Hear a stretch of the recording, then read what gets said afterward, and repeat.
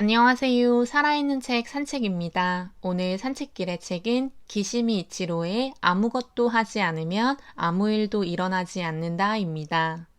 미움받을 용기로 우리나라에도 유명한 기시미 이치로가 아들러 심리학에 대해서 간단하게 정리해주고 있는 책입니다. 아들러의 유명한 저서인 인생의 의미의 심리학을 전체적으로 인용하면서 아들러가 주장하는 심리학에 대해서 알기 쉽게 풀어쓴 책이라는 생각입니다. 개인적으로는 미움받을 용기를 읽지 않으셨다면 이 책을 읽고 미움받을 용기를 읽으면 더 쉽게 이해가 될 것 같습니다. 아들러는 프로이트와 칼 융과 함께 3대 심리학의 거장이라고 불려지는데요.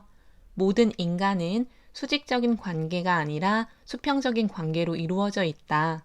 인간관계가 결국 모든 인간의 갈등의 원인이고 공동체 감각을 길러야 한다. 공동체 감각을 기르기 위해서는 자기와 타인, 세계에 공헌을 해야 한다는 것을 아들러는 이야기합니다. 미움받을 용기로 잘 알려진 작가인 기시미 이치로는 아들러 심리학의 1인자이며 철학자라고 합니다. 철학을 전공하고 1989년부터 아들러 심리학을 연구했다고 합니다.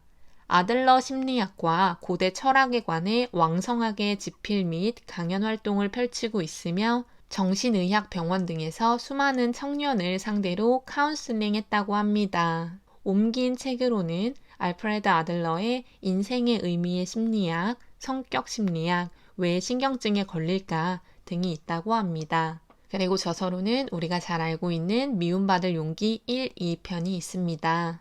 이 책은 일본 NHK에서 4번에 걸쳐 방송한 100분의 명저 알프레드 아들러의 인생의 의미의 심리학을 엮은 것으로 어렵지 않게 이야기를 듣는 것 같은 느낌으로 책을 읽을 수 있었습니다. 앞서 말씀드린 것처럼 아들러는 모든 고민이 인간관계에서 비롯된 고민이라고 이야기했으며 인간이 대등하다는 것을 인정해야만 우리는 아들러의 심리학을 이해할 수 있다고 저자는 말합니다. 아들러는 자신의 인생의 의미 부여를 어떻게 하는지에 따라 자기의 과거, 현재, 미래를 결정할 수 있다고 합니다. 우리가 흔히 과거를 바꿀 수 없다고 하는데 아들러는 자신이 지금 생각하는 의미에 따라서 과거의 행동도 다르게 해석된다고 합니다. 하물며 미래는 말할 것도 없다는 생각인데요. 따라서 우리는 자신의 삶의 의미를 부정적이지 않고 긍정적으로 자기가 가치 있는 존재라고 생각하며 삶의 의미를 부여해야 합니다. 우리가 불안해서 밖을 나가지 못한다고 하지만 우리의 목적은 밖을 나가지 않는 것이라고 합니다. 그 목적을 달성하기 위해 수단으로 밖은 위험하다는 불안을 가지고 온다고 하는데요. 다시 이야기해서 인간은 자신의 목적을 이루기 위해서 핑계를 댈 수 있는 거리들을 가지고 온다는 것입니다. 이를 아들러는 목적론이라고 이야기합니다. 또한 인간은 자신의 삶을 어떻게 의미부여하느냐에 따라서 각자가 다른 삶을 산다고 했습니다. 선택의 모든 책임 역시 자신에게 있다고 하는데요. 따라서 우리는 선이라는 것을 추구해야 하며 자신에게 이익이 되는 것을 넘어 선을 실현하기 위해서 더 효과적인 방법을 살아가는데 선택해야 한다고 합니다. 자신과 타인을 위해서 공헌하고 세상을 좋은 곳으로 만들려는 공동체 감각이 우리에게 꼭 필요하다는 것을 아들러는 강조합니다. 의미부여를 어떻게 하느냐에 따라 다른 삶을 산다고 했는데요. 아들러는 이 세계에 대한 그리고 인생과 자신에 대한 의미부여를 생활양식이라고 이야기했습니다. 생활양식은 자기가 자신을 바라보는 자기의 개념, 다른 사람을 포함해 세계의 현상을 보는 세계상, 자기와 세계에 대한 이상을 품고 있는 자기 이상을 묶은 것이라고 합니다. 생활양식은 작가들의 문체처럼 사람마다 다르다고 이야기하고 있습니다. 아들러는 5살이 끝나기 전에 이 생활양식이 정해진다고 하는데 저자는 10살 정도에 정해진다고 하며 바꾸려고 하면 언제든지 바꿀 수 있다고 합니다. 단지 어른이 돼서는 너무나 고정적이 되어버려 바꾸기 쉽지 않다고 이야기합니다. 내 생활 양식을 결정하는 것은 나의 결단과 환경, 내 가족의 가치관, 가족 분위기, 유전 등이 영향을 준다고 합니다. 하지만 무엇이 주어지느냐가 아니라 무엇을 어떻게 활용하느냐가 중요한 것처럼 나라고 하는 사람의 존재 자체를 인정하고 나를 가치 있는 용도로 어떻게 사용할 것인지를 끊임없이 고민해야 한다고 아들러는 말하고 있습니다. 인간은 사회적인 동물로서 혼자 살아갈 수 없기 때문에 우리는 인간관계 속으로 들어가야 합니다. 그때 우리는 용기가 필요합니다. 사람들과의 관계 속에 들어가지 못하면 우리는 행복도 기쁨도 느낄 수 없기 때문에 어디에 소속되고 싶어 하는 것은 자연스러운 인간의 욕구입니다.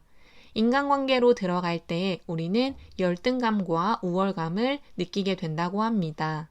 이때 아들러가 말하는 건전한 열등감은 다른 사람과 나를 비교하는 것이 아니라 이상적인 내 모습과 지금의 내 모습을 비교해서 열등감을 느끼는 것이라고 합니다. 따라서 다른 사람에게 피해를 주지 않고 내가 나를 이기는 것을 통해 그 열등감을 우월감으로 바꿔야 한다고 하는데요. 그래서 건전한 우월감의 경우에도 내가 부족한 부분이 있다면 그 부분을 채워나가는 플러스의 상태로 나아가는 것을 이야기합니다.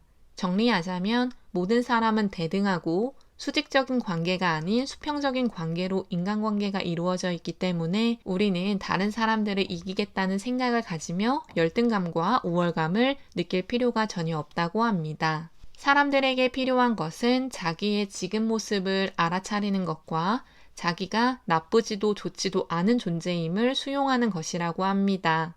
그런 상태여야 자기가 원하는 목표로 향해 갈 수 있도록 행동한다고 하는데요. 또한 자신을 위해서만 우월성을 추구하는 것이 아니라 다른 사람들도 풍요롭게 하고 이익을 줄 수 있게 하는 방식으로 아래에서 위가 아닌 앞으로 모든 사람들이 한 발짝 한 발짝 나아가는 것을 아들러는 이야기합니다.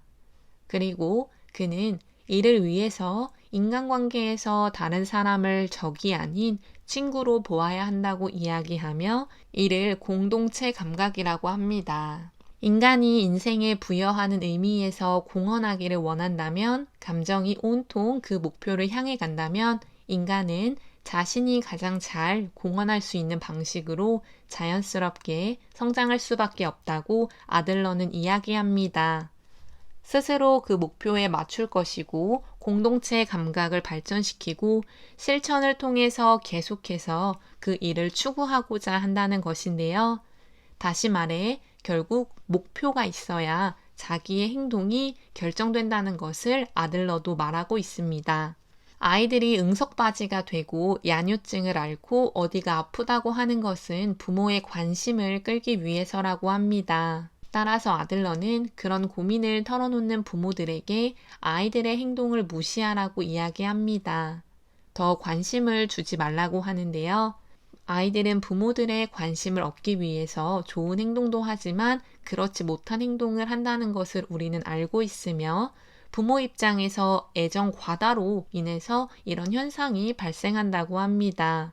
우리가 알고 있는 애정 결핍으로 인해서 잘못된 행동을 한다고 생각하는 것과는 조금 다르게 애정 기하, 충분히 사랑을 받는데도 더 사랑받고 싶다고 생각하는 것이 학생들과 아이들의 문제 행동을 낳는다고 합니다. 아들러 심리학이라고 하면 떠오르는 것이 인정 욕구와 과제의 분리입니다. 미움받을 용기에서 더욱 부각되었던 부분이라고 개인적으로 생각하는데 사람은 누구에게나 인정 욕구가 있다고 합니다. 그러나 그 인정 욕구 때문에 여러 가지 문제가 생깁니다. 저자는 응석바지로 자란 것과 더불어 상벌 교육의 영향으로 인해서 학생들이 인정 욕구를 강하게 갖는다고 합니다. 인생은 기브 앤 테이크가 아닌 기브 앤 기브로 무언가를 줄 때 상대방에게 인정을 받고자 하는 생각으로 주는 것이 아니라 정말 아무 생각 없이 주라고 이야기합니다. 인정 욕구에서 벗어나는 방법으로는 먼저 타인에게 관심을 기울이라고 합니다. 다른 사람의 눈으로 보고 귀로 듣고 다른 사람의 마음으로 느낌으로써 자신이 인정받아야 한다는 욕구에서 멀어지라고 이야기하고 있습니다. 두 번째는 타인의 기대를 만족시키기 위해 우리가 살아가는 것이 아니라는 것을 깨달아야 합니다. 내가 내 인생을 살다 보면 당연히 타인에 대한 욕구를 갈망하는 일은 없습니다. 세 번째로는 과제의 분리입니다. 공부를 하지 않는 학생의 부모는 애가 타지만 공부는 학생의 과제입니다. 그리고 애가 타는 것은 부모의 과제인데요. 이렇게 서로의 과제가 다름을 알고 권력과 힘을 사용해서 아이의 과제를 대신할 수 없다는 것을 부모들은 알아야 한다고 합니다. 그래서 아이가 직접 본인이 자신의 과제를 하지 않으면 불이익이 있다는 것을 알아야 자신의 과제를 한다고 이야기합니다. 또한 인정 욕구를 만들어내는 칭찬과 야단을 아들러는 금지하고 있습니다. 과제의 분리를 말한 아들러지만 그럼에도 불구하고 공동의 과제를 해야 할 경우가 있다고 합니다. 학교에서 공부를 할 때 공부는 학생의 과제이지만 교사가 제대로 가르치지 못해서 학습이 이루어지지 않는다면 그 가르침은 교사의 과제이고 결국 제대로 된 가르침과 제대로 된 학습은 함께 가는 것이기 때문에 공동의 과제라고 볼 수 있습니다. 아들러의 이야기처럼 공동체 감각을 기르고 공헌하기 위해서 자기를 수용하고 다른 사람을 신뢰하고 다른 사람에게 공헌하는 것은 필요합니다. 그럼 인간관계 속으로 들어가는 용기가 생기게 됩니다. 오늘날 우리가 살아가는 세상은 누군가가 공헌하는 삶을 살았기 때문에 가능했다고 합니다. 오늘 산책길의 책은 기시미 이치로의 아무것도 하지 않으면 아무 일도 일어나지 않는다였습니다. 감사합니다.